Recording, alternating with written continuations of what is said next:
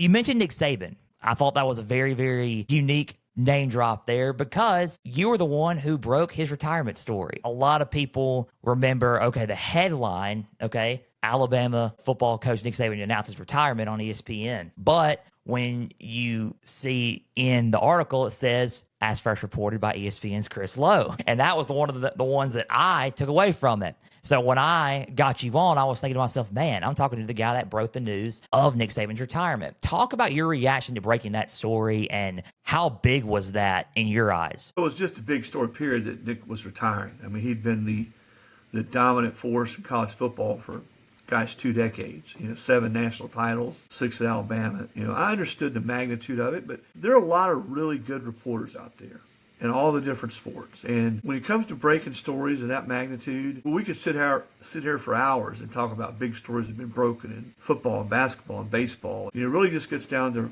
having the right relationships and knowing the people that matter and the people who know. It's important to get things first in our business, but you certainly want to get them right. And that's when you better get right, or you'll never recover from it. You never crawl out from under that hole if you report something like that. It's not 100% accurate. But I knew he was thinking about it. I knew it was something that he and his wife Terry were going to discuss after the season. Now, that said, I think Nick himself was still wrestling with the fact, I'm getting ready to walk in this room and I'm getting ready to tell my players that I'm retiring. And I think we've all had times in our life when we have big decisions and you sort of like, am I really about to do this? And I think that's sort of where he was. But when I got word that he had told his team that he was retiring, that's when I reported it. And I just sat there, not thinking so much about what I had reported, but what that meant to the sport, that someone like Nick Saban was not going to be coaching anymore because he'd been so integral to the sport.